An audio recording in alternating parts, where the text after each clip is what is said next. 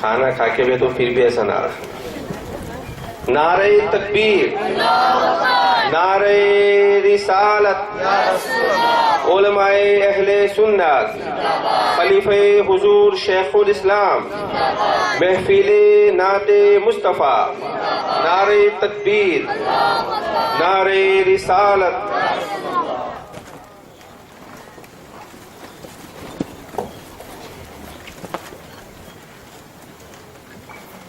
الحمد لله رب العالمين والعاقبة للمتقين والصلاة والسلام على أشرف الأنبياء وسيد المرسلين طه وياسين وعلى آله وصحبه أجمعين. أما بعد، فأعوذ بالله من الشيطان الرجيم. بسم الله الرحمن الرحيم. يا أيها الناس اتقوا ربكم الذي خلقكم من نفس واحدة وخلق منها زوجها وبث منهما رجالا كثيرا ونساء إلى آخر آية. صدق الله مولانا العظيم. مولاي صل وسلم دائما أبدا على حبيبك خير خلق كلهم. یا رب بالمصطفى بلغ مقاصدنا وغفر لنا ما مضى يا واسع الكرم. نادي عليا مظهر العجائب تجد عونا لك في النوائب. كل هم وغم سينجلي برحمتك يا الله وبنبوتك يا رسول الله وبولايتك يا علي يا علي يا علي. غوث اعظم بمن بے سر و سامہ مدد، قبلہ دی مدد، کعبہ ایمہ مدد. حضور آپ کا نام ہے وہ اسم اعظم کے مٹ جاتے ہیں جس سے درد اور غم. وظیفہ ہے میرا ہر لحظہ ہر دم، بگرد آب بلا افتاد کشتی. مدد کنیا علاء الدین چشتی، مدد کنیا علاء الدین چشتی، مدد کنیا علاء الدین چشتی. یا مرشد برحق.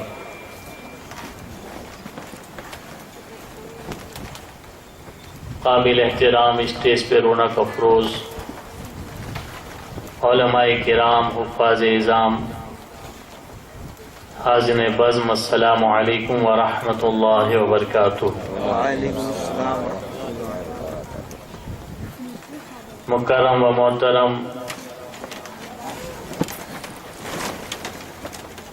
مربی و معظم،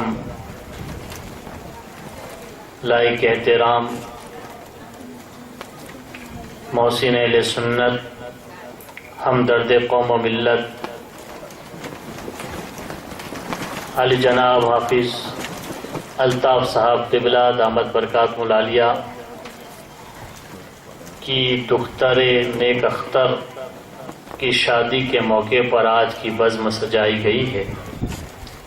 میں حافظ صاحب، ان کے برادر کبیر جناب مبارک بھائی اور دیدی والا فیملی کو مبارکبادی پیش کرتا ہوں کہ اللہ ان خوشیوں کو آباد رکھے، اور جو عقد نکاح ہونے والا ہے اللہ تعالیٰ اس عقد کو مضبوطی عطا فرمائے. اس جوڑے کو اللہ اپنے حفظ و امان میں جگہ عطا فرمائے اور بری نظر سے اس کی حفاظت فرمائے. چونکہ ہوا کا طوفان ہے اور گوشت کھچڑی کی وجہ سے آنکھوں میں وزن ہے، صبح جلدی اٹھنا بھی ہے اور دوسرے کام بھی ہیں، اس لیے ہم بہت مختصر انداز میں چند اہم اور ضروری باتیں گوشت گزار کر کے اپنی محفل کا اختتام کریں گے. اس سے پہلے آئیے نبی اور آل نبی کی بارگاہ میں جم کر ہدیہ درود و سلام پیش کر لیں اور پڑھیں اللہم صلی علی سیدنا شفیعنا مولانا محمد مبارک وسلم صلاۃ و سلام علیک یا رسول اللہ صلی اللہ علیہ وسلم.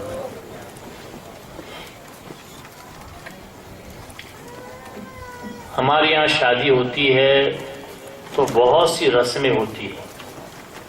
اللہ کا شکر ہے کہ دھیرے دھیرے گاڑی پاٹے پہ آ رہی ہے، اور خصوصاً بوڑھا جو سماج ہے، پٹیل سماج، اس کی تو میں جگہ جگہ تعریف کرتا ہوں کہ اللہ کی بڑی مہربانی ہے اس سماج پر کہ جتنی آسانی ہوتی ہے شادی میں پیش کر دیتے ہیں. پہلے تو بارات لے کے آنا، پھر دلہن کو لے کے جانا، اب اتنی آسانی ہو گئی کہ مسجد ہی میں نکاح پڑھ لو اور 2-4 عورتوں کو لے جا کے بلا کے لے آؤ، یعنی بہت آسانی. اور جو رسم و رواج خرافات تھے وہ سارے بند ہو رہے ہیں دھیرے دھیرے.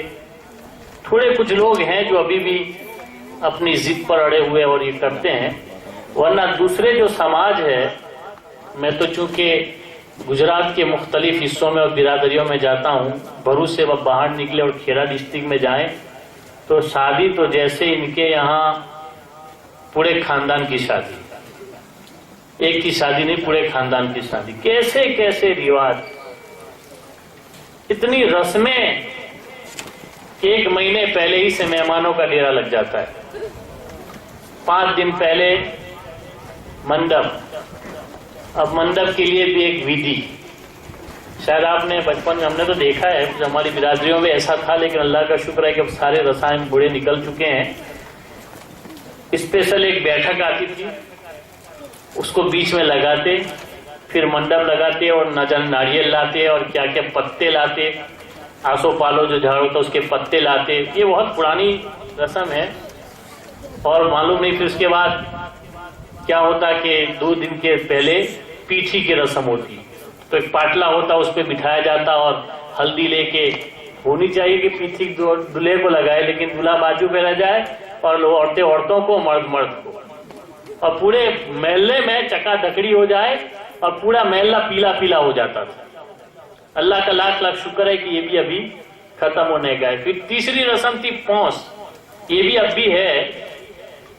بعض علاقوں میں ہم نے دیکھا ہے کہ دلہے کے ہاتھ میں ناریل ہوتا ہے اور جتنے رشتے دار ہیں اس کے وہاں جانا پڑتا ہے، اس کے وہاں جاؤ، چائے پیو، میٹھا کھاؤ، ناشتہ کرو. اس کے بعد گھر والے اس کے پونس میں یعنی ہاتھوں میں روپے رکھے اور اس روپے کے اوپر ناریل رکھو اور بینڈ باجے کے ساتھ وہ جیسے شادی کرنے نکلتا ہے ویسے بینڈ، یعنی 3 دن سے یہ شروع ہو جاتا تھا. شادی یعنی لوٹ لینے کی رسم تھی، جدھر سے آؤ لوٹ لو سب کو. تو یہ رسم بھی الحمدللہ اب نکل چکی ہے، لیکن بعض برادریوں میں اب بھی ہیں. اس طرح کی بہت ساری رسمیں، چونکہ ہم ہمارے باپ داداؤں سے ہندوؤں میں رہے ہیں، اس لیے بعض رسمیں ہندوؤں کی ہمارے اندر آ گئی، ورنہ یہ رسمیں نہیں. پھر دیکھو یہ ہاتھ میں اتنا لمبا وہ پہنا، پھر بیچ میں یہاں کچھ پہنتے ہیں، پھر ایک لمبا سا کھنجر ساتھ میں رکھتے ہیں، ایک ہاتھ میں ناریل تو ضروری ہے. میں نے ابھی بھی دیکھا ہے کہ دلہا نکاح پڑھنے آتا ہے پھر بھی ہاتھ میں ناریل ہوتا ہے. میں کہا نہیں مولوی صاحب اس کو تو ہاتھ میں رکھنا ہی پڑے گا. تو کیا ہوتا ہے؟ ارے بلا چپک جاتی ہے. اتنے سب نکے پڑے، آج تک کسی مولوی نے نکے میں ناریل نہیں پکڑا. مولویوں کو بلا نہیں چوٹی تو تجھے کیا چوٹے گی؟ ناریل ہاتھ میں، اور وہ چھڑا جو ہوتا ہے کھنجر گلے سے لے کے یہاں لٹکا ہے. بہت ساری رسمیں ہیں. یہ تو کچھ غلط خرافات تھے جو ہمارے معاشرے میں تھے اور نکل گئے، لیکن آج جو شادی ہو رہی ہے اور جو محفل سجی ہے یہ رسم برسوں پرانی ہے. یہ جو رسم ادا ہو رہی ہے محفل میلاد کی، یہ اور بات ہے کہ ہم بھول گئے ہیں، لیکن ہمارے اسلاف نے، بڑے بڑے بزرگوں نے اپنے یہاں شادی میں محفل میلاد کی ہے. اور ہندوستان میں آج بھی یو پی وغیرہ میں رائج ہے کہ جب بھی شادی ہوتی ہے تو جس طرح پیٹھی اور منڈپ کی رسمیں ہوتی ہیں، ان کی پہلی رسم محفل میلاد کی ہوتی ہے. آج بھی سادات گھرانے، پیرانے اعظام کے جو گھرانے ہیں ان میں آج بھی محفل میلاد کی. اور بات ہے کہ وہ اپنے ڈھنگ سے، جو پرانا ڈھنگ اسی ڈھنگ سے کرتے ہیں کہ 10 آدمی بیٹھ جاتے ہیں اور وہ بیٹھ کے قصیدے پڑھتے ہیں، میلاد کرتے ہیں. لیکن الحمدللہ اب جب فراوانی ہو رہی ہے، زمانہ ترقی کر رہا ہے، تو محفل بھی ترقی ہونے لگی اور الحمدللہ اب پورا ایک مجمع سجا کر محفل میلاد ہو رہی ہے. اور یہ بہت فائدے والی چیز ہے. ایک نہیں، میں درجنوں محدثین کا حوالہ دے کر یہ بات کہوں گا کہ محفل میلاد شادی کے موقع پر جیسے ہلدی، پیٹھی اور دیگر رسائن کو ہم نے ضروری سمجھا جو فضول ہے، جو بے مقصد ہے، لیکن اس سے بھی زیادہ اگر ہم محفل میلاد کو بنا لیں تو انشاءاللہ کوئی بھی شادی تکلیف والی نہ رہے گی. اور مجھے امید ہے کہ اس جوڑے میں کبھی تکلیف نہیں آئے گی، اس نکاح میں کوئی تکلیف، کوئی پرابلم نہیں ہوگا، اس دلہن کی زندگی میں کوئی پرابلم نہیں ہوگا. اس لیے کہ علامہ سخاوی نے، علامہ ملا علی قاری نے، علامہ جلال الدین سیوطی نے، درجنوں محدثین نے لکھا ہے، ہمارے 50 برس کا تجربہ ہے کہ اگر کوئی چاہتا ہو کہ اس کی مشکلیں آسان ہو جائیں پریشانیاں دور ہو جائیں، تکلیفیں دور ہو جائیں، اس کی مراد پوری ہو جائے، تو مراد پوری ہونے کے لیے سب سے بہتر ذریعہ ہے کہ محفل میلاد منائی جائے۔ اس لیے کہ میلاد کے صدقے میں اللہ نے کائنات کو پیدا فرمایا ہے، اور محفل میلاد کے صدقے میں اللہ تیری مشکلات کو آسان کر دے گا اور تیری مراد کو پوری کر دے گا۔ اس لیے بزرگان دین ہمیشہ ایسے موقعوں پر محفل میلاد کرتے تھے، اور محفل میلاد کے بعد دعا مانگتے تھے، اور یہ دعائیں جو محفل میلاد میں ہوتی ہیں وہ قبول ہوتی ہیں۔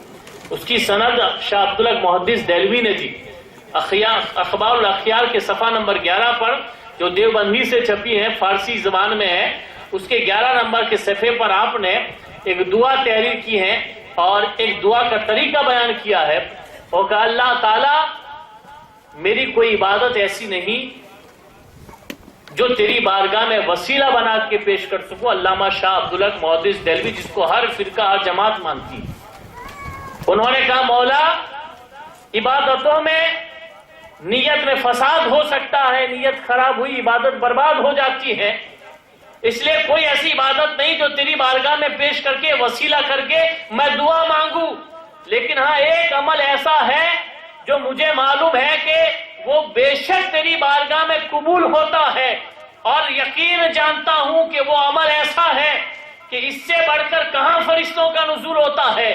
وہ عمل یہ ہے کہ میں محفل میلاد سجاتا ہوں اور بعد میں کھڑے ہو کر مصطفیٰ پر صلاۃ و سلام پڑھتا ہوں۔ اور اے اللہ، وہ کون سی ایسی محفل میلاد ہے جس میں تیری بارگاہ میں مانگی ہوئے دعا قبول نہیں ہوتی ہے؟ یعنی اتنے بڑے محدث نے اپنی نماز کو، روزے کو دعا قبول ہونے کا ذریعہ نہیں مانا، بلکہ انہوں نے محفل میلاد کو دعا قبول ہونے کا ذریعہ مانا، اور دعا قبول ہونے کے لیے انہوں نے محفل میلاد کو ذریعہ بنایا۔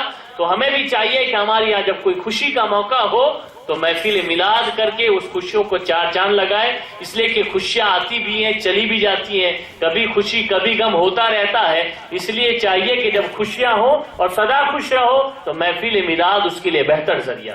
ماشاءاللہ میں مبارکبادی پیش کرتا ہوں ہمارے حافظ صاحب قبلہ کو کہ انہوں نے ہمارے پرانے برسوں پرانے ہمارے اسلاف کے طریقے پر عمل کیا ہے، اور اپنی بیٹی کی شادی کے موقع پر یہ محفل میلاد کا انعقاد کیا۔ اللہ اس کی برکتوں سے اس جوڑے کو اللہ تعالیٰ بے پناہ محبت عطا فرمائے۔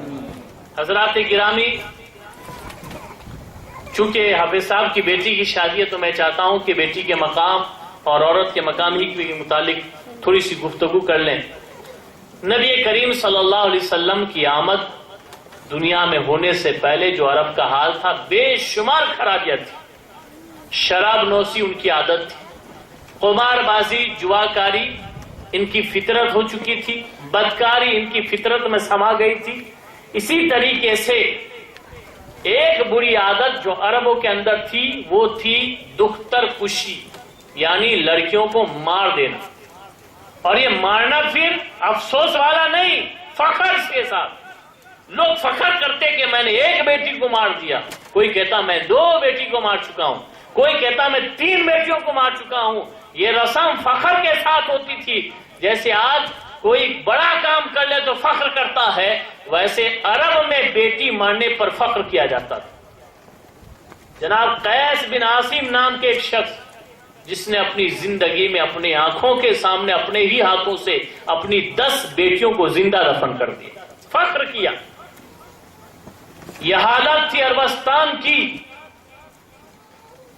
کیوں دفن کرتے تھے اس کی بہت ساری وجوہات ہو سکتی ہے، لیکن ایک وجہ تھی کہ چونکہ بیٹی کو شادی کر کے گھر میں دینا ہے دوسرے کے، اور داماد ہوتا ہے، اور ظاہر ہے کہ جو داماد ہے اس کی عزت ہمیں کرنی پڑتی ہے، اور یہ اپنے آپ کو اتنا بڑا سمجھتے ہیں کہ ہم کسی کی عزت نہیں کریں، کسی کی ناز برداری ہم نہیں کریں گے۔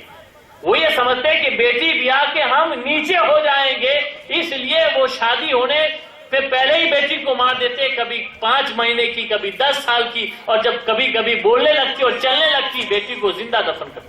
طریقہ یہ ہوتا کہ ایک گڑھا پہلے سے کھود دیتے کھڈا، اور بیٹی کو اٹھا کر اس گڑھے کی طرف لے جاتے۔ جب اس کھڈے کے پاس وہ لڑکی کھڑی ہوتی تو باپ اپنے ہاتھوں سے اسے دھکا دے دیتا اور وہ گڈھے میں جاتی۔ جیسے ہی گڑھے میں گرتی وہ باپ سے دعائی مانگتی، اے میرے والد مجھے بچاؤ، مجھے نکالو، میں مر جاؤں گی۔ یہ ظالم باپ اپنی بیٹی کی چیخوں پر رحم نہ کھاتا، اپنی بیٹی کے چلانے پر رحم نہ آتا، اتنے سنگ دل اور پتھر دل تھا کہ وہ بیٹی کو نکالنے کی بجائے اسے روڑے مارتا، پتھر مارتا، یہاں تک کہ مٹی پھینکتا، اور یہاں تک کہ اسی مٹی میں اس کو زندہ دفن کر کے واپس آتا اور قبیلے میں آ کے فخر کرتا کہ میں نے اپنی بیٹی کو زندہ درگور کر دیا۔ اب اندازہ لگائے کتنا ظالمانہ دور تھا، کس قدر ظالم لوگ تھے، اس پہ فخر ہوتا تھا۔ لوگ لڑکیوں کی پیدائش کو بوجھ سمجھتے تھے۔ الحمدللہ آج مسلمانوں میں یہ برائی تو نہیں ہے، لیکن آج بھی مشرکوں میں، غیر قوموں میں لڑکیوں کو بوجھ سمجھا جاتا۔ آج بھی لڑکیوں کا قتل ہو رہا ہے۔ فرق اتنا رہ گیا ہے کہ وہ عرب کے درندے آج کے ان درندوں سے کچھ اچھے تھے کہ وہ دنیا میں لڑکی کو دکھاتے، دنیا میں آنکھیں لڑکی کھولتی، ماں باپ کو دیکھتی، ضمانت دیکھتی، کچھ دنیا سے فائدہ اٹھاتی، دنیا کی لذتیں لیتی، پھر اسے مار دیا جاتا تھا۔ لیکن آج ایسے ظالم باپ پیدا ہوئے ہیں کہ بیٹی ماں کے پیٹ میں ہے، الٹرا ساؤنڈ کے ذریعے سے، سونوگرافی کے ذریعے سے اس کی تپاس کرائی جاتی ہے، اور اگر بیٹی ہوتی ہے تو ماں کے پیٹ میں ہی اس کو مار دیا جاتا ہے۔ جگہ جگہ آپ ہاسپٹلوں میں دیکھیے بورڈ لگے ہیں کہ بیٹی بچاؤ، بیٹی مارنا اور حمل کو توڑوانا یہ جرم ہے۔ ڈاکٹروں کے لیے 1 سال کی سزا، جو ایسا کام کروائے ان کے ماں باپ کے لیے سزا، قانون متعین کیا ہندوستان میں، اس لیے کہ یہ ہو رہا۔ آج اتنے سخت قانون ہونے کے باوجود بھی بہت سارے لوگ ہیں جنہوں نے بیٹیوں کو ایک بوجھ سمجھ رکھا۔ سرکار مدینہ صلی اللہ علیہ وسلم تشریف لائے، سب سے پہلے مصطفیٰ کے گھر جو پیدا ہوا وہ بیٹی تھی۔ مصطفیٰ نے بڑے ناز سے پالا، محبت سے پالا، عزت و اکرام کے ساتھ پالا، اور دنیا کو درس دیا یہ بیٹی دنیا کے لیے بوجھ بن کر نہیں آتی ہے، بلکہ تیرے گھر کی مہمان بن کے آتی ہے۔ وہ ہمیشہ تیرے گھر رہنے والی نہیں ہے، کچھ دنوں کی مہمان اور تیرے گھر بن کے آئی ہے۔ اسے جتنا تجھ سے ہو سکتا ہے تو خدمت کر لے، وہ تیری زندگی بھر تیرے پاس نہیں رہنے والی ہے۔ وہ ایک دن آئے گا کہ وہ اپنے اصل گھر چلی جائے گی، جو اس کا اپنا اصل ہے، جہاں اس کو جانا ہے۔ سرکار مدینہ صلی اللہ علیہ وسلم کیا چار بیٹی پیدا ہوئی، 3 لڑکے بھی پیدا ہوئے، لیکن تینوں بچے حضرت محمد، ابراہیم اور عبداللہ تینوں بالغ ہونے سے پہلے ہی دنیا سے رخصت ہو گئے۔ کوئی 5 سال میں، کوئی 8 سال میں، کوئی 10 سال میں، بالغ ہونے سے پہلے ہی چلے گئے۔ مصطفیٰ نے چاروں بیٹیوں کی پرورش کی۔ سرکار مدینہ صلی اللہ علیہ وسلم نے ان درندوں کو ایسا درس دیا، آپ اندازہ تو لگائیے کس قدر اثر تھا میرے مصطفیٰ کی زبان میں۔ میرے مصطفیٰ جان رحمت کے خطاب میں کتنا جوش اور کتنا اثر ہوا کرتا تھا کہ وہ قوم جو اپنی بیٹی کو زندہ دفن کرنے پر فخر کرتے تھے، جب سرکار مدینہ صلی اللہ علیہ وسلم نے بیٹی کی فضیلت بیان کرنا شروع کی اور کہا جس کے گھر بیٹی پیدا ہوتی ہے وہ بوجھ نہیں بلکہ جنت کی خوشخبری لے کر آتی ہے۔ جس کے یہاں 2 بیٹیاں ہوں، شروعات 7 سے ہوتی ہے، میں مختصر کر رہا ہوں، جس کے یہاں 3 بیٹیاں ہوں، اور آقا صلی اللہ علیہ وسلم نے فرمایا صحیح ڈھنگ سے کوئی اس کی پرورش کر لے، اس کو صحیح تعلیم دے، اور اس کے بعد اچھے گھر میں اس کا رشتہ کر دے، اس کی شادی کر دے، آقا نے فرمایا کہ اس کے ماں باپ پر جنت واجب ہو جاتی۔ ایک صحابی نے عرض کیا یا رسول اللہ 3 بیٹیاں نہیں 2 ہی ہیں، تو سرکار نے فرمایا 2 بیٹیاں ہو تب بھی جنت واجب۔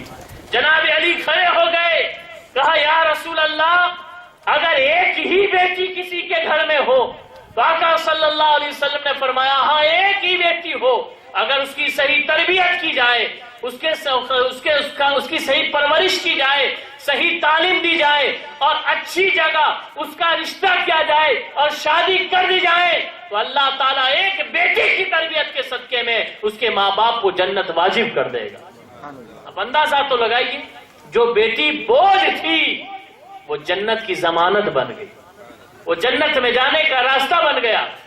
نبی کریم صلی اللہ علیہ وسلم کی تعلیم کا یہ اثر ہوا کو زندہ دفن کرتے تھے، وہ زندہ دفن کرنا تو چھوڑ دیا، اور ایک زمانہ تھا کہ جس زمانے میں بیٹیوں کو، سگی بیٹیوں کو دفن کرتے تھے، تو پھر یتیم بیٹیوں کا کیا ہوتا ہوگا؟ اب ذرا اندازہ لگائیے، جس کا باپ انتقال کر جائے، ایسے ظالم چچا اور ظالم ان کے گھر والے ہوتے تھے وارثدار، کہ بیٹی جو یتیم ہوتی تھی، جو یتیم بیٹی کا جو مال ہوتا تھا، چونکہ شادی کریں گے تو ظاہر ہے کہ بیٹی کو مال دینا پڑے گا، تو کیا کرتے تھے؟ وہ شادی نہیں کرتے تھے۔ قرآن پاک میں سورہ نساء میں اس کی تفصیل آئی، فرمایا کہ یتیم بیٹیوں کو نہ روکو نکاح کرنے سے، ان کا نکاح کر دو، اس گھر سے کہ تم ان کا پیسہ کھا جاؤ۔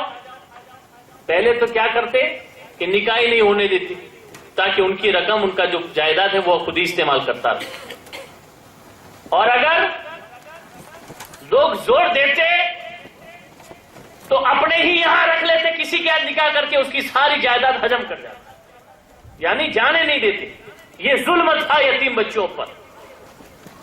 اللہ غنی، جب سرکار مدینہ صلی اللہ علیہ وسلم نے بچوں کا مقام بیان کیا اور اپنی بیٹیوں کا مقام بیان کیا، تو وہ لوگ جو اپنے قوم کی، اپنے گھر کی، اپنی سگی بیٹی کو دفن کرتے تھے، اس بری رسم پر آنسو بہانے لگے، اور پھر اس قدر پیار بیٹیوں کا پیدا ہوا کہ جس کے گھر میں بیٹی نہ ہوتی تھی، وہ یتیموں کی بیٹی کو سگی بیٹی بنا کر اس کی پرورش کرنے لگ گئے۔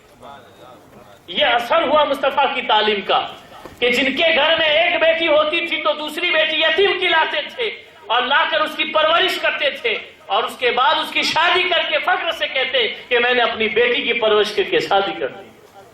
یہ اثر تھا یہ تعلیم کا، یہ اسلامی تعلیم ہے، یہ اسلامی نظام ہے، اور یہی وجہ ہے کہ اسلام نے عورتوں کو کسی حق میں بھی پیچھے نہیں چھوڑا۔ آپ دیکھیے، غیر مسلم آج انگلی اٹھا رہے ہیں اسلام پر عورتوں کے تعلق سے، اور وومن رائٹس کو لے کر یہ کہتے ہوئے نظر آتے ہیں کہ اسلام نے عورتوں کو کوئی حق نہیں دیا، لیکن حقیقت یہ ہے کہ اسلام مذہب اور دھرم نے عورتوں کا جتنا خیال کیا ہے کسی مذہب نے نہیں کیا ہے۔ دیکھیے اٹھا کر ان مذہب کی کتابوں کو، کسی بھی مذہب میں عورتوں کے لیے وراثت کا کوئی حصہ نہیں، لیکن قربان جائیے، اللہ کے کلام نے قیامت تک کے لیے قانون نافذ کیا ہے کہ جو باپ انتقال کر جائے اور بیٹی ہے تو بیٹے کو جو ملے گا اس کا آدھا حصہ بیٹی کو ملے گا۔ سوال یہاں بھی اٹھا کہ بیٹے کو دوگنا اور بیٹی کو آدھا کیوں؟ تو کہا کہ اسلام نے ناانصافی نہیں کی ہے۔ ارے بیٹے کو وراثت سے باپ سے ملتی ہے، دوسری جگہ سے نہیں ملے گی، لیکن یہ بیٹی تھی، اب اس کی شادی ہو چکی ہے، باپ کے حصے سے بھی وراثت ملے گی، اور جہاں شوہر سے شادی ہوگی، شوہر مرے گا تو اس کی بھی وراثت اس کو ملے گی۔ دونوں طرف سے تم عورتوں کے حق کے بارے میں بیان کرتے ہو، اسلام نے ان کو کہیں ایک اکیلا نہیں چھوڑا ہے۔ اگر ایسا موقع مل گیا کہ عورت نے شادی ہی نہیں کی یا بیوہ ہو گئی، کوئی پوچھنے والا نہیں ہے، تو کم سے کم باپ کی وراثت سے اس کا گزران چل جائے گا، اور اگر شادی شدہ ہے تو دونوں طرف سے ملے گا تو اس کی زندگی اچھی طرح بسر ہو جائے گی۔ یہ حق اسلام نے دیا۔ اللہ غنی، اسلام نے، مذہب اسلام نے عورتوں کو بڑا اونچا مقام دیا۔ قرآن مقدس میں ایمان والوں کے لیے عورتوں کی مثال دی گئی۔ آپ دیکھتے ہیں جب بھی کوئی مثال دینی ہوتی ہے تو لوگ اونچے لوگوں کی مثال دیتے ہیں۔ کوئی کہے کہ بھائی بہت پیسے والا ہو تو کہا بھائی وہ دھیرو بھائی امبانی کی طرح ہو، فلاں بھائی کی طرح ہو، وہ بڑے پیسے والا۔ اچھی آواز ہو تو کہا وہ بلبل باغ مدینہ کی طرح آواز تھی۔ تو مثال کس کی ہوتی ہے؟ جو ہمیشہ اونچا ہوتا ہے مثال اس کی دی جاتی ہے۔ ذرا غور کرو، سورہ تحریم کی 6 آخری رکوع اور آخری 2 آیتیں 11-12، ان میں اللہ تعالیٰ نے ایمان والوں کی مثال عورتوں سے دی۔ وَضَرَبَ اللَّهُ مَثَلًا لِلَّذِينَ آمَنُوا امرأۃ فرعون، اللہ تعالیٰ نے مثال بیان کی ایمان والوں کے لیے اس عورت کی جو فرعون کی بیوی تھی۔ مثال دی جا رہی ہے کس چیز پر مثال دی گئی؟ ایمان کی تقویت پر، ثابت قدمی پر، کہ ایک مسلمان کو ایمان کتنا پکا ہونا چاہیے، ایک مسلمان کا ایمان کتنا مضبوط ہونا چاہیے۔ اس کی مثال کس سے دی؟ عورت سے۔ اب اندازہ تو لگائیے کہ عورتوں نے بھی کم قربانیاں نہیں دی ہیں، عورتوں نے بھی اسلام کے لیے کچھ کم احسانات نہیں کیے ہیں۔ اللہ نے مثال بیان کی عورت کی، عورت کی مثال بیان کی ایمان والوں کی۔ اللہ مثال دیتا ہے ایمان والوں کے لیے فرعون کی بیوی کی کہ ایمان ہو تو ایسا مضبوط ہو۔ بیوی فرعون کی جو وقت کا بڑا ظالم، جو بچوں کو قتل کر دیتا ہے، ظلم کرتا ہے، اس کی بیوی، لیکن ایمان بہت پکا۔ جب فرعون کو پتا چلا کہ یہ حضرت موسیٰ پر ایمان لا چکی ہے، حضرت آسیہ، اور موسیٰ علیہ السلام کے رب پر ایمان لا چکی ہے، تو آپ کو معلوم ہونا چاہیے اس ظالم نے کیا ظلم کیا تھا۔ قرآن مقدس کی اس آیت میں اس کی تفسیر، اور قرآن پاک کے دوسرے صورتوں میں بھی اس کی تفصیل ہے کہ حضرت آسیہ رضی اللہ تعالیٰ عنہ جو فرعون کی بیوی تھی، فرعون ظالم کافر تھا لیکن بیوی مسلمان تھی، نیک تھی، جس نے اپنے ہاتھوں سے موسیٰ کو پالا تھا، بیٹا بنایا تھا۔ موسیٰ علیہ السلام اگرچہ ان کی قوم میں سے نہیں تھی، بنی اسرائیل میں سے، لیکن چونکہ آسیہ کی گود خالی تھی، موسیٰ کی ماں کو خدشہ محسوس ہوا کہ یہ ظالم بیٹوں کو قتل کرتا ہے، میرے موسیٰ کو بھی قتل کر دے گا۔ سورہ طٰہٰ میں پورا واقعہ موجود، تو ایک صندوق میں رکھ کر دریا نیل میں چھوڑ دیا، اور اللہ نے چاہا کہ وہ جو صندوق تھا، پیٹی تھی، تیرتے تیرتے فرعون کے محل کے سامنے آئی، جہاں فرعون کا محل دریا کے کنارے بنا ہوا تھا۔ حضرت آسیہ نے دیکھا کہ ایک صندوق آ رہا ہے، نوکروں سے کہا دیکھو اس میں کیا ہے، تو دیکھا کہ اندر ایک بچہ ہے گلاب کے پھول کی طرح۔ حضرت آسیہ کا دل نرم ہو گیا۔ اللہ تعالیٰ فرماتا ہے کہ ہم نے موسیٰ تیری محبت اس کے دل میں ڈال دی، وہ محبت ایسی پیدا ہو گئی کہ اٹھا لیا۔ فرعون نے کہا ہرگز نہیں، یہ جو بچے پیدا ہونے والے ہیں، جیسا کہ میں نے خواب دیکھا اور کاہنوں نے بتایا، نجومیوں نے بتایا ہے، جوتشیوں نے بتایا ہے کہ ایک بچہ بنی اسرائیل میں پیدا ہوگا، وہ میری سلطنت کو ختم کر دے گا، میں کس لیے بچوں کو قتل کروا رہا ہوں، تو بچہ رکھنے کی بات کرتی۔ لیکن حضرت آسیہ نے کہا کہ ہماری کوئی اولاد نہیں، ہو سکتا ہے کہ یہی بیٹا ہماری آنکھوں کا نور بن جائے، نور العین، ہماری آنکھوں کی ٹھنڈک بن جائیں، قرۃ العین ہو جائیں۔ بالآخر حضرت آسیہ نے موسیٰ کو لیا اور بیٹی کی طرح پالا۔ فرعون نے جب دیکھا کہ وہی آسیہ ایمان لا چکی ہے، تو اس کا ایک طریقہ تھا سزا دینے کا۔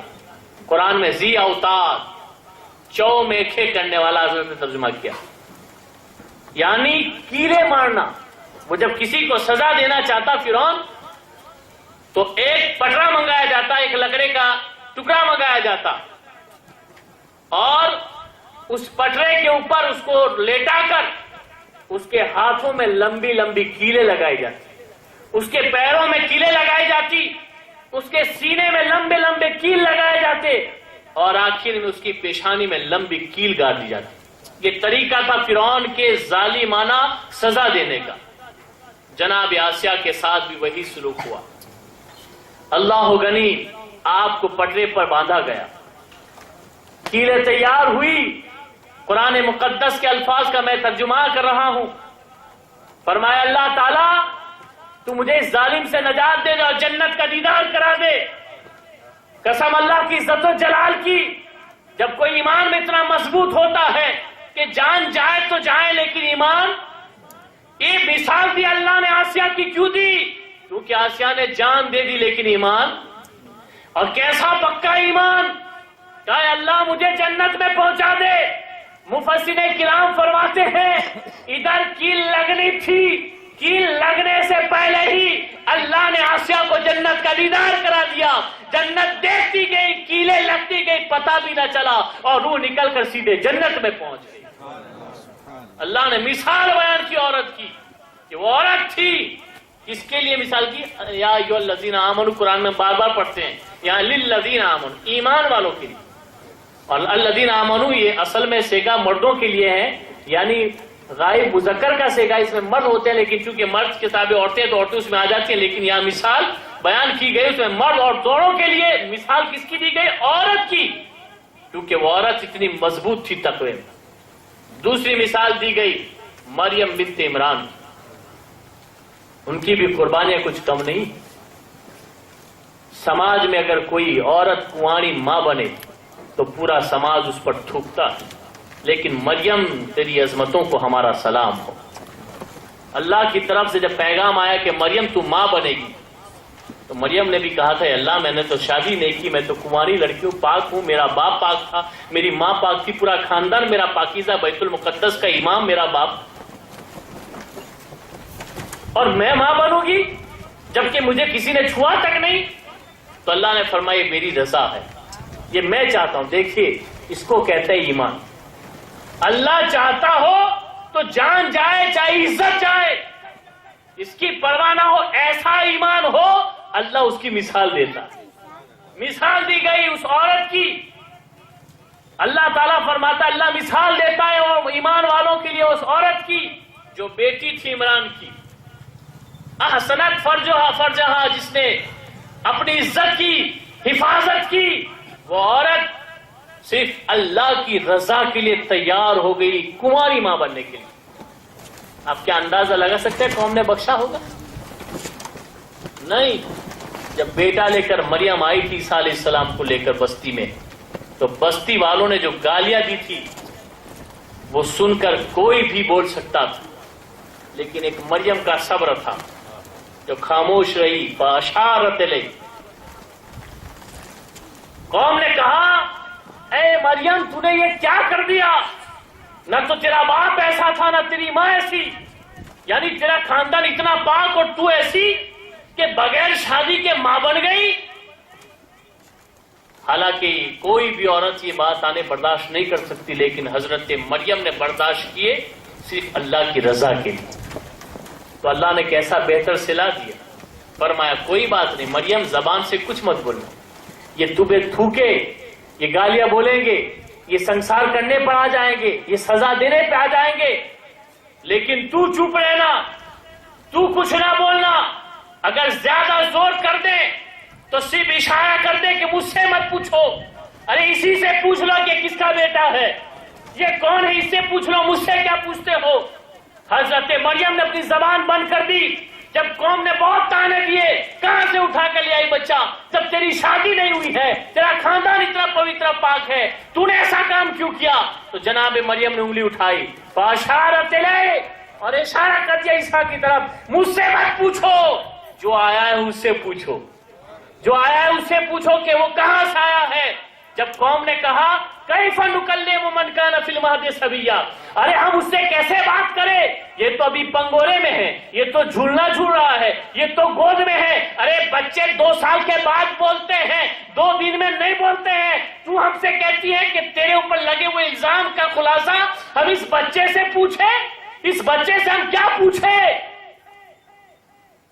تو مریم نے کہا تھا نہیں اسی سے پوچھو، مجھ سے مت پوچھو کہ میں یہ بچہ کون ہے، اس سے پوچھو کہ تو کون ہے.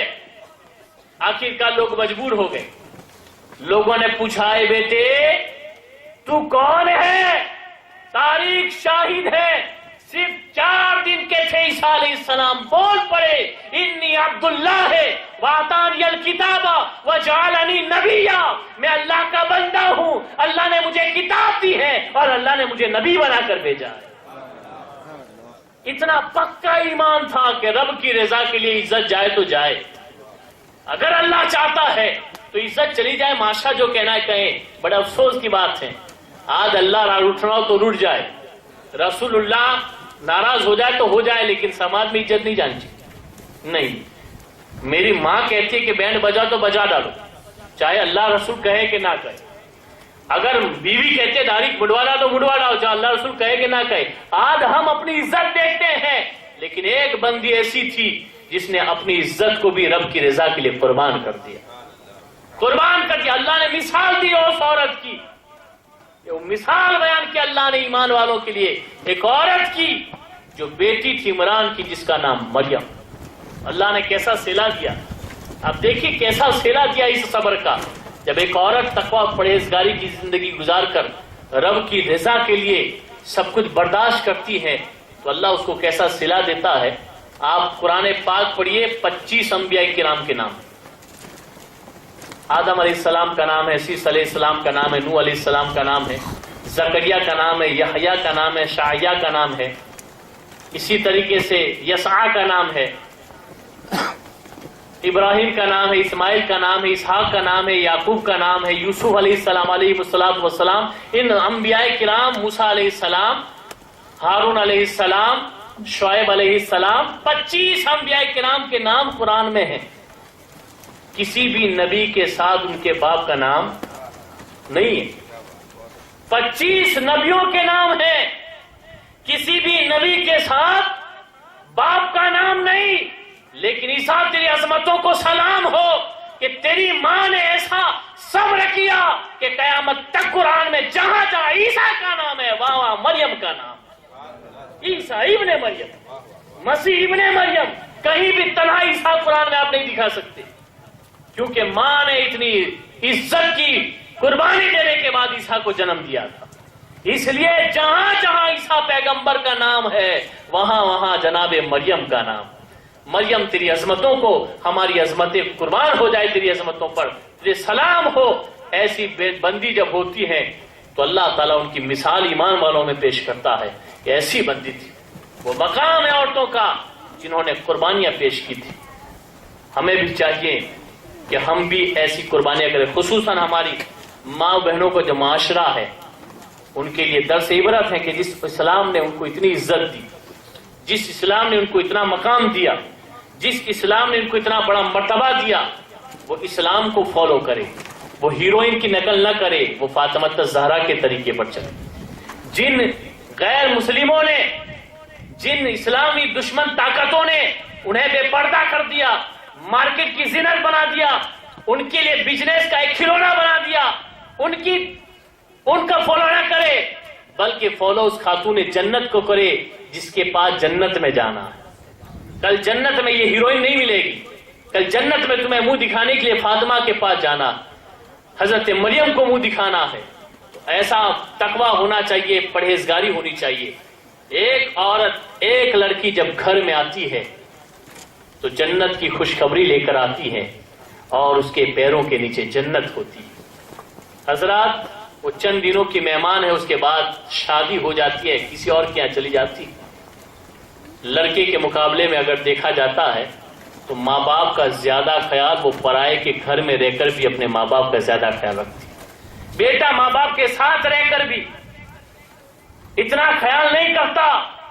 اور کتنے ماں باپ ہم نے ایسے دیکھے ہیں کہ بیٹوں نے گھر سے نکالا ہے تو بیٹیوں کے گھر میں سہارا بنا, بیٹیوں کا سہارا لیا ہے, حالانکہ بیٹی پڑھائی کے گھر میں, لیکن پھر بھی بیٹی اپنے باپ کو پال رہی.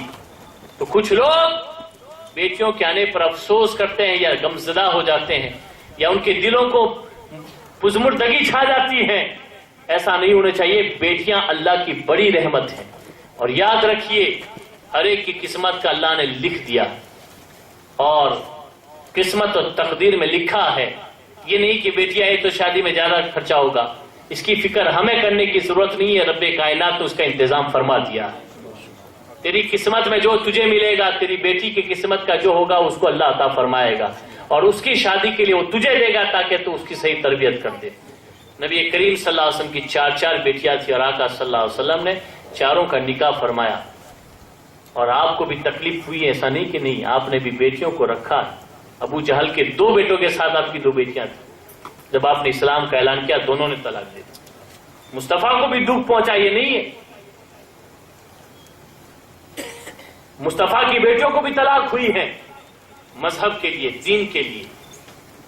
حضرات گرامی, کہنے کا مقصد یہ ہے کہ یہ بیٹی کل کسی کی ماں بنے گی, کسی کے لیے جنت بنے گی.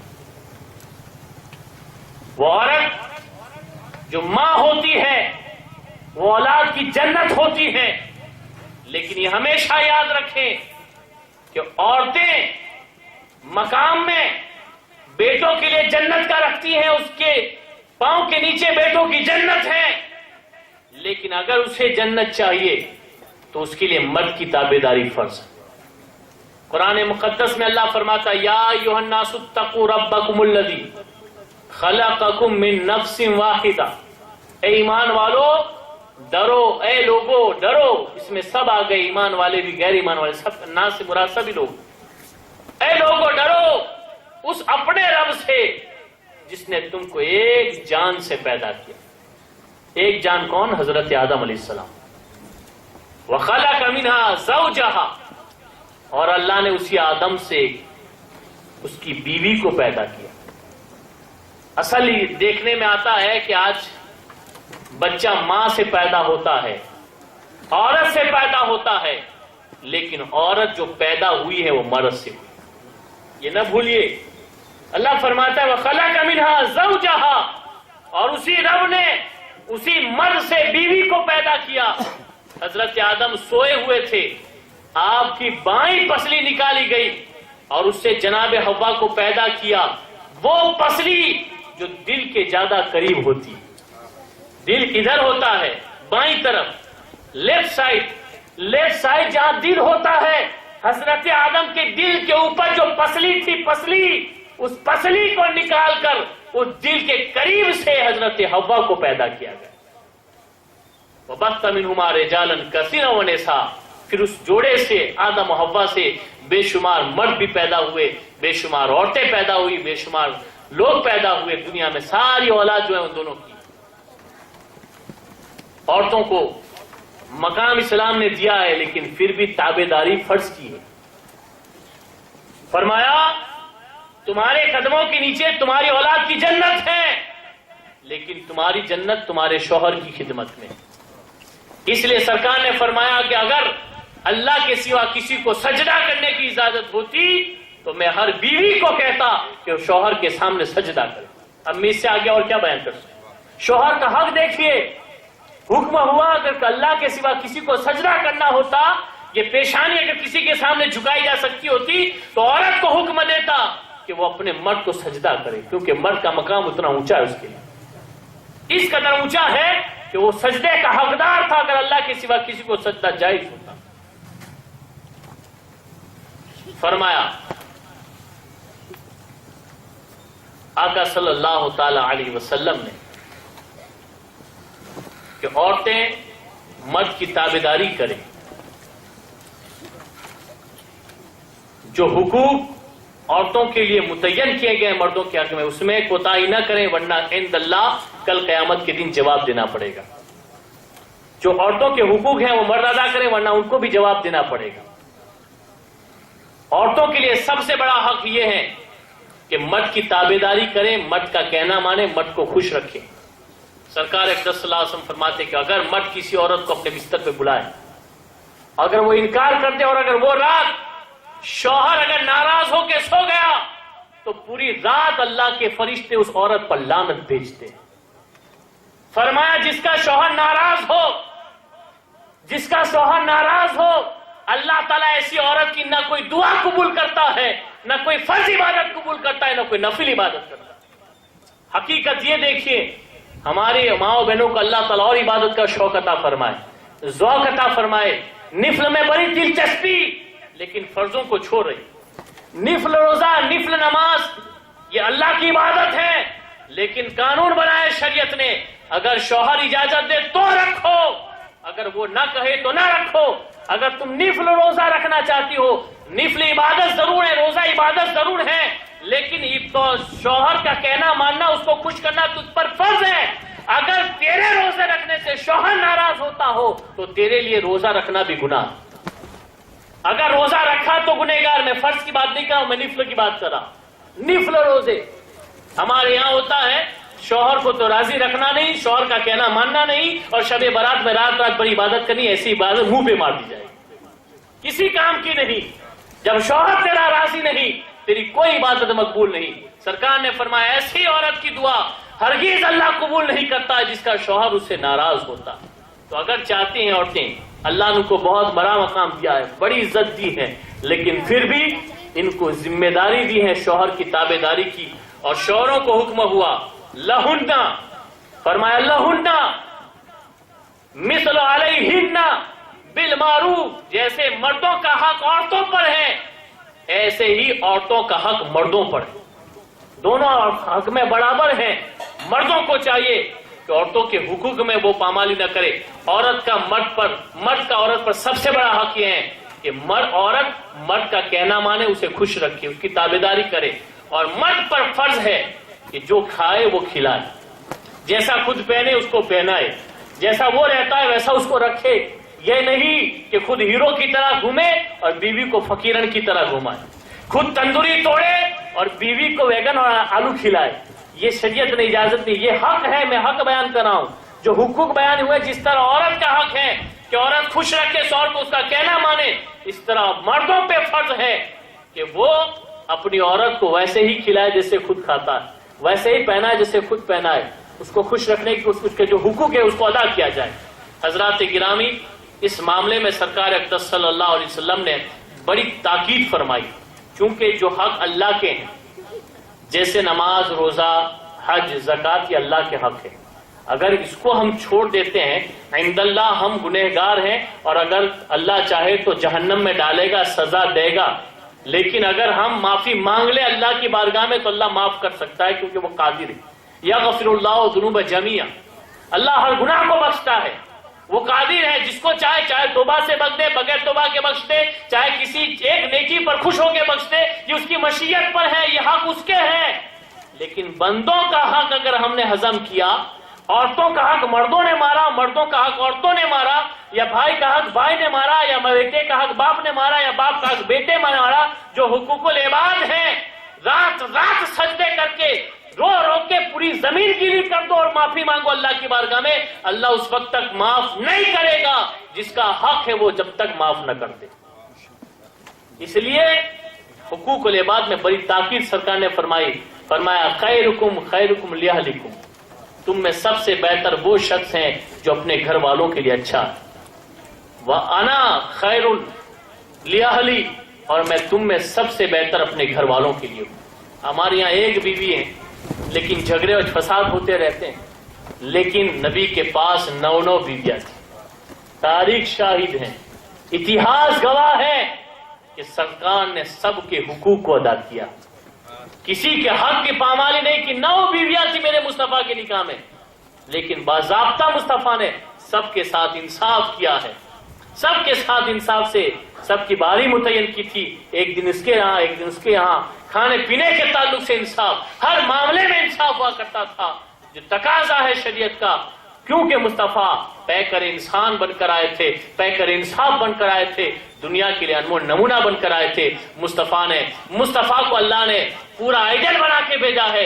اگر آپ شوہر ہیں، اگر آپ چاہتے ہیں کہ شوہر کو کیسا ہونا چاہیے تو آپ مصطفیٰ کی زندگی دیکھ لیجئے کہ مصطفیٰ نے عائشہ کے ساتھ کیسے زندگی گزاری، حضرت نبی کریم نے اپنی بیوی خدیجۃ الکبریٰ کے ساتھ کس طرح زندگی گزاری ہے۔ اگر آپ ایک باپ ہیں تو آپ مصطفیٰ کے باپ ہونے کی حیثیت سے دیکھیے کہ مصطفیٰ نے فاطمہ کی کیسی تربیت فرمائی ہے، ام کلثوم کی کیسی تربیت فرمائی ہے، جناب رقیہ کی کیسی تربیت فرمائی ہے، اپنی بیٹیوں کی کیسی تربیت کی ہے۔ یہ حق ہے چونکہ مصطفیٰ پوری دنیا کے لیے آئیڈل بن کے آئے ہیں، کوئی ایسا پہلو نہیں ہے جو مصطفیٰ میں نظر نہیں آئے، کوئی پہلو ایسا نہیں ہے جو مصطفیٰ میں نظر نہ آئے۔ الحمدللہ رب العالمین، اللہ تعالیٰ نے ایسا محبوب ہم کو عطا کیا ہے، ہمیں چاہیے کہ ہم ان کی اطاعت کریں، ان کی فرما برداری کریں، ان کے غلام ہیں، ان کے امتی ہیں تو ان کے امتی ہونے کا حق ادا کریں۔ ہمارے محترم جناب حافظ الطاف صاحب کی بیٹی کی شادی ہے، ہم دعا کرتے ہیں کہ اللہ مصطفیٰ کی بیٹیوں کے صدقے میں ان کی بیٹی کو سلامت رکھے اور اس جوڑے کو اللہ سلامتی عطا فرمائے، اور انہوں نے جس مقصد کے لیے آج کی محفل میلاد رکھی اللہ اس مقصد کو پورا فرمائے، اور ان کی برکت سے کل ہونے والے نکاح اور دوسری رسموں میں اللہ تعالیٰ آسانی عطا فرمائے، اور بیچ میں آنے والی رکاوٹیں تکلیف اللہ دور فرمائے۔ اللہ تبارک و تعالیٰ ہر گھر میں جو بیٹیاں ہیں اللہ انہیں اچھے رشتے عطا فرمائے، اور اللہ تعالیٰ ان رشتوں میں مضبوطی عطا فرمائے، ہر ایک کو ایک دوسرے کی محبت عطا فرمائے۔ میرے مولا تیرے حبیب کے صدقے میں ہم نے جو بیان کیا اس میں غلطی ہوگی تو اسے معاف فرما، اور ہم سب کو تیرے پیارے حبیب کے بتائے ہوئے راستے پر چلنے کی توفیق عطا فرما۔ استغفر اللہ ربی من کل ذنب واتوب الیہ وما علینا البلاغ۔ السلام علیکم ورحمۃ اللہ وبرکاتہ۔ سلام علیکم۔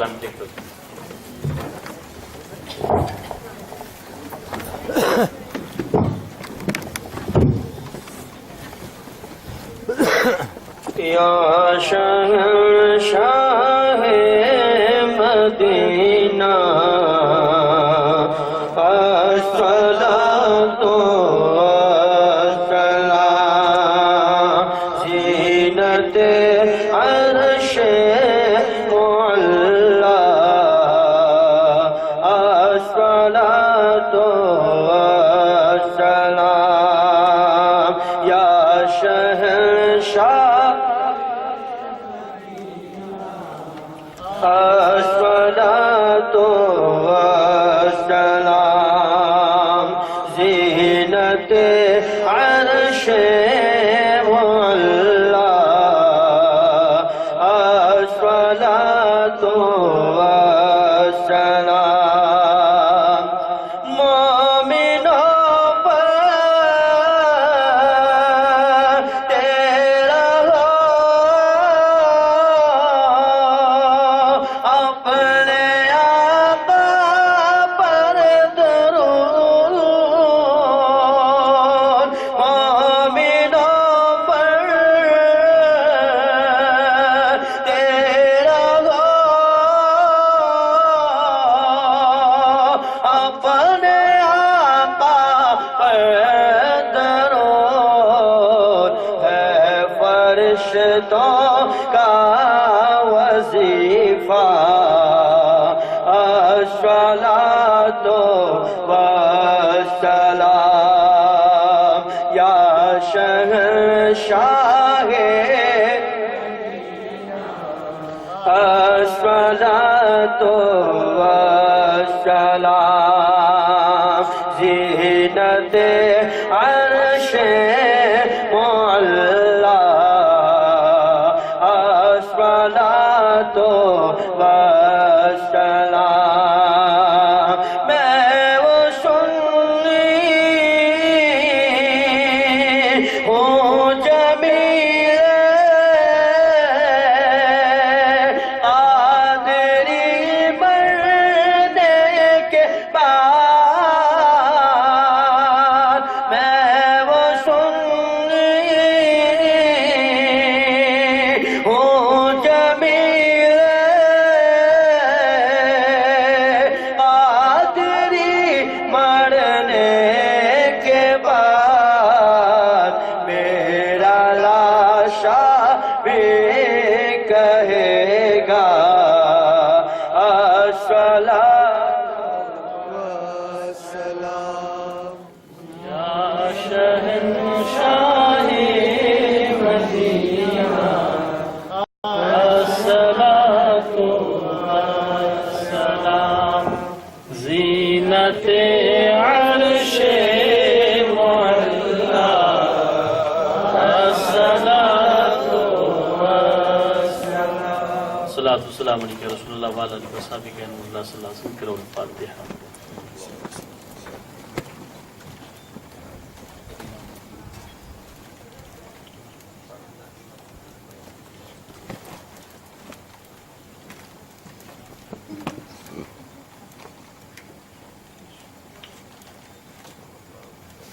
الحمدللہ رب العالمین والصلاة والسلام علی سید المرسلین وعلی آلہ وصحبہ اجمعین۔ ربنا تقبل منا انك انت السميع العليم، ربنا آتنا في الدنيا حسنة وفي الآخرة حسنة وقنا عذاب النار۔ یا اللہ یا رحمان یا رحیم یا کریم، تیرے حبیب کے صدقے میں ہماری اس محفل کو قبول فرما لے۔ اس محفل میں جتنا بھی ذکر خیر ہوا ہے سب کو قبول و مقبول فرما لے۔ جو کچھ نظر و نیاز پیش کی گئی اسے بھی قبول و مقبول فرما لے۔ یا اللہ اس محفل میں کسی طرح کی بے ادبی یا غلطی ہو گئی مولا اسے معاف فرما دے۔ یا اللہ اس کے اجر و ثواب سے ہم سب کو مالا مال فرما دے۔ یا اللہ خصوص بالخصوص اس کا جو بھی ثواب تیری مہربانی سے تیری عطا سے ہمیں ملے وہ سب کے سب رحمت للعالمین محمد مصطفیٰ صلی اللہ علیہ وسلم کی مقدس بارگاہ میں پیش کرتے ہیں، مولا قبول فرما لے۔ حضور کے صدقے میں تمام یہ سابقین علیہ السلام کے ارواح کو پیش کرتے ہیں، مولا قبول فرما لے۔ پروردگار عالم اس کا ثواب جملہ صحابہ کرام، صحابیات، تابعین، تابعات کی بارگاہ میں پیش کرتے ہیں، مولا قبول فرما لے۔ خلفائے راشدین رضوان مطہرات کی بارگاہ میں پیش کرتے ہیں، مولا قبول فرما لے۔ تمام مفسرین، محدثین، مستنبطین، ائمہ، مجتہدین، مجددین کی بارگاہ میں پیش کرتے ہیں، مولا قبول فرما لے۔ تمام غوث، کتب، ابدال، کرندہ، مدار، خواجاؤں کی بارگاہ میں پیش ہے، مولا قبول فرما۔ تمام اولیاء کرام کی بارگاہ میں پیش ہے، مولا قبول فرما۔ 4 سلسلے 14 خانوادوں کے پیران طریقت، ہم سب کے پیران طریقت، ہمارے سلسلے کے تمام بزرگان دین کی ارواح پیش کا ثواب پیش ہے، مولا قبول فرما لے۔ مولا تعالیٰ اس کا ثواب امت مرحومہ کی روح پر پیش ہے، مولا قبول فرما لے۔ اللہ تعالیٰ صاحب مجلس کے تمام مرحوم رشتہ داروں کی اس روح پر اس کا ثواب پیش ہے، مولا قبول فرما لے۔ ہم سب کے مرحوم رشتہ داروں کے ارواح پر اس کا ثواب پیش ہے، مولا قبول فرما لے۔ یا اللہ تعالیٰ ہمارے مرحومین کی مغفرت فرما دے، مرحوم کو جنت الفردوس میں اعلیٰ مقام عطا فرما۔ پروردگار عالم اس مجلس کی خیر و برکت سے تمام حاضرین کے گناہوں کو معاف فرما دے، ہم سب کی بیماریاں دور فرما دے، ہم سب کی تکلیفیں دور فرما دے، ہماری پریشانیاں دور فرما دے، ہماری مشکلات آسان فرما دے۔ یا اللہ ہمیں سکون کی دولت عطا فرما، کہ اللہ ہمارے قلبی اضطرابی کو دور فرما دے۔ مالک مولا ہمیں راحت کی، چین کی نیند عطا فرما۔ مولا تیرے فضل و کرم سے آنے والی بلاؤں، مصیبت، پریشانیوں سے نجات عطا فرما۔ پروردگار عالم خصوص بالخصوص اس محفل پاک کی برکت سے جناب حافظ الطاف صاحب، ان کی برادران، ان کی فیملی کو اللہ تعالیٰ دونوں جہان کی نعمت عطا فرما۔ پروردگار عالم اس محفل کی برکت سے ان کی روزی روزگار میں، کاروبار میں برکت عطا فرما۔ اللہ تعالیٰ ان کے گھروں میں برکت عطا فرما۔ اس محفل پاک کی برکت سے ہونے والے اپنے نکاح کو اللہ تعالیٰ اپنی بارگاہ میں قبول فرما لے۔ میاں بیوی میں آپس میں محبت عطا فرما، دونوں کے دلوں میں ہمیشہ محبت الفت عطا فرما، دونوں کے راستے میں آنے والی نفرتوں کو دور فرما، دونوں کو زندگی بھر ایک دوسرے کا ساتھ نبھانے کی توفیق عطا فرما، دونوں کو اللہ تعالیٰ ایک دوسرے کا حق ادا کرنے کی توفیق عطا فرما، دونوں کو شریعت کے مطابق زندگی گزارنے کی توفیق عطا فرما، دونوں خاندانوں کو بھی آپس میں محبت عطا فرما۔ یا اللہ تعالیٰ ہر فتنے فساد سے ان کی اور ان کے آنے والی اولاد کی حفاظت فرما، ان کی نسل سے نیک اولاد پیدا فرما۔ مولا تعالیٰ تیرے حبیب کے صدقے توفیل میں جوڑے کو تیری حفاظت میں جگہ عطا فرما، شیطان کے مکر و فریب سے جوڑے کو بچا، دشمنوں کی بری نظر سے بچا، زمانے کے فتنوں سے بچا۔ یا اللہ تعالیٰ ہر کالی جادو اور ہر طرح کے بیماری بلا مصیبت سے جوڑے کی حفاظت فرما۔ اللہ تعالیٰ تیرے فضل و کرم سے ہم سب حاضرین کے دلوں میں جو بھی تمنا اس تمنا کو پوری فرما دے، جو مقصد ان مقصد کو پورا فرما دے۔ اللہ تعالیٰ ہر ایک کی جائز تمنا پوری فرما دے۔ یا ربی بالمصطفیٰ بلغ مقاصدنا واغفر لنا ما مضى يا واسع الكرم ببركة ان الله وملائكته يصلون على النبي يا أيها الذين آمنوا صلوا عليه وسلموا تسليما اللهم صل على سيدنا شفيعنا مولانا محمد وعلى وسلم صلاة وسلام عليك يا رسول الله صلى الله عليه وسلم سبحان ربك رب العزة عما يصفون وسلام على المرسلين والحمد لله رب العالمين۔ تمام حضرات سے گزارش